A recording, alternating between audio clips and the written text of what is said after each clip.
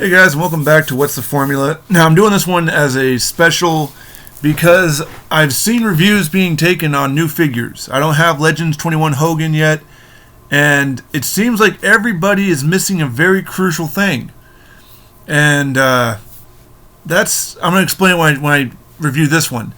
So obviously, what's the formula on this one? This one came about when I had a extra Muhammad Ali lying around, and at first, it didn't seem like it would work. I feel like it was not going to work, but I had another one lying around. It might also have been the lighting just in my place. But when I took, because this one's a little more dab lighting than the other place where I usually build my customs. This is just my office when I'm away taking care of the guys here. So when I'm home, my condo has much brighter lighting, so I'm able to see it. And when I put the head on there, I was like, you know what? This actually works. So who am I talking about? He just recently made his return. He got owned on by The Rock. Ultimate Jinder Mahal. Now, you could probably do the yellow tire. Originally, I thought about doing that one. I kind of stick with this one because at the time I was building this one, it was available to me. My yellow one was at my other station, which was here, not at home, where I have all my extra stuff and all my parts and whatnot. But yeah, just a simple Muhammad Ali torso. And then you can switch the head. I had the short-haired head, which is what he kind of came back in. Then I switched over to the long-haired one because I do remember him being the champion more or less with this look, with the longer hair. I remember when he won the belt, I was actually rooting for him because it was something different, it was something new, and it was going to be kind of cool if it did. It definitely was out of left field when he won it. I mean, of course, his push didn't go anywhere, but I digress. You need a you need a Jinder Mahal lower half. The head can be from this Elite or the other one. This particular color scheme came with that SmackDown ring. Now they're reviewing the figures when on. Obviously, he's on single because I switched the arms exactly as it is. You could probably keep the Ali arms, but he's more jacked, so this works. You can see there's a little bit of a bicep gappage there, but you can't really see it from afar. And while he is, he's not super jacked, because they don't make super jacked skin tones like this, but this still really works. I feel like this definitely works. With the lower half, you're getting the height still no matter what. Actually, with the torso being a little taller than normal elites, you get that weird height to him. I mean, he's already got the kick or not kick pads, but the boots with the black legging parts right there. It's already there. You just need yourself a Jinder Mahal Elite and a Muhammad Ali Ultimate, and as an X-Acto knife, obviously, crack the torso carefully. Easier with the Ultimates to crack their torso. The Elites I usually end up having to discard or take a light or two and kind of get rid of the stress marks from it. There's other ways of doing it. I usually start with the bottom, but not the most difficult to do. Now, one thing I see all reviewers doing. And I do believe that My Damn Toys actually does do it, so shout out to him for actually doing it. I don't know the guy. I mean, I've sold him some of my TNA figures back in the day. But he is, and this is what they all seem to miss, he is on ball joints. It sounds weird to look at his crotch. Ball joints are very important to customizers because this tells me that I can remove these legs if I needed to. Just the legs themselves, a hole right here, and just have basically the crotch piece. This tells me if I can use this to then, if I wanted to change the entire skin tone, if I wanted to change him into a different person altogether, obviously I would, take the torso off. I wouldn't have glued this one the way I did and whatnot, which it still swivels. But let's say this is just a standard Elite Jinder Mahal. I could take the legs off. I could take the torso off. And then literally I just got the trunks. And the little, the ball joints. And then I could get, let's say I was going to make a Vladimir Kozlov. I could attach the legs in a different skin tone, put a different torso, and boom. I have a whole different skin-colored figure. Now, I'm trying to find out if Elite 21 Hogan has ball joints because he's too hot dog tan to make a Vladimir Kozlov, and that's the next one I'd like to make.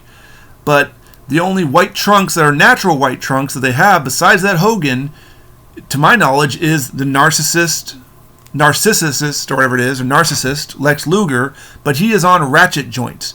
Ratchet joints do not come off. They do come off, but they end up losing, you have to basically end up breaking that little part right there, breaks in two, because ratchet joints are ratchet. They don't come out. They break.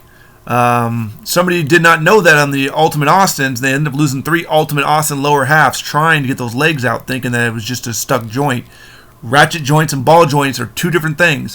When I built my Andre, or when I built my King Kong Bundy, when I built my Typhoon and Earthquake, they are, luckily, Andre's on ball joints.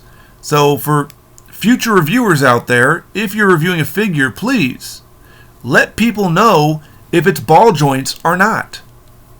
We know that, for instance, a customizer can take the arms off. Some, obviously this one you can't really take because they don't have the little pins, so you can't pull the pins out. They're on the inside. So with the pins, you can pull a lot of stuff apart. You take the head easily off. You can crack the torso. But with ratchet joints, you have to really carefully take off the whole torso and then carefully separate the trunks down the middle and then crack it enough to where you can pull them out and put in a different type of legs if you really want to do that.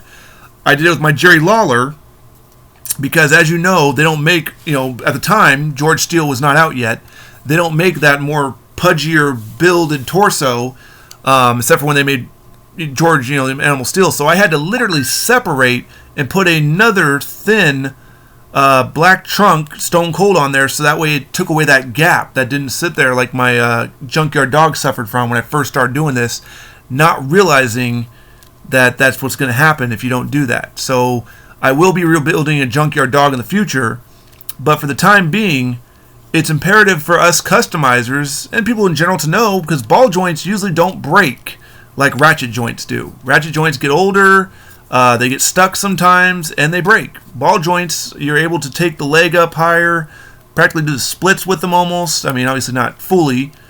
It's not, it's, again, this is a modified Ultimate, only in the upper half. I don't worry about the boots. The only thing I really do is put the boots on and maybe switch this out and add drop-down hips, but I hate drop-down hips. So you're not going to see drop-down hips on any of my customs. In fact, I'm building Bobby Lashley to not have drop-down hips. It's just a preference I choose. I don't like the idea of his leg sticking out. I don't like the idea of it possibly breaking while trying to pose it. I don't like the idea of it when it gets wobbly and loose. Like my Lesnar constantly has him dropping down. I have to keep putting him back up. It's really annoying. So I chose Jinder Mahal, I guess, for the example, because there wasn't much to it. It's great to add to your Raw roster because he's still technically on the roster, to my knowledge. He just, like I said, he made his return again, and went, I guess, sparred, vocally with The Rock and got destroyed, but he tried his damnedest. Give him that, that credit. He's a former champion, and we don't have enough current guys. I know Kevin Owens coming out in the future, but I try to make all my elites that I can using minimal, no paint, no sculpting, sculpting, like making their own. I try to make all my elites into ultimates. I'm going to have a giant ultimate roster, just for fig photography, just for fig fed, whatever it is. I'm not getting any younger, so I might as well do something with them that just stands out to me. But very important, future customizers, or not reviewers.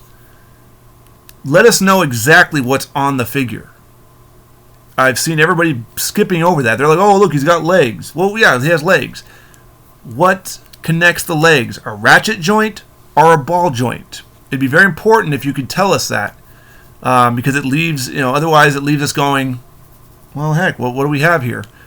We already know the torso swivels. We already know it bends at a certain articulation. We need to know the ball joints, or the joints in general.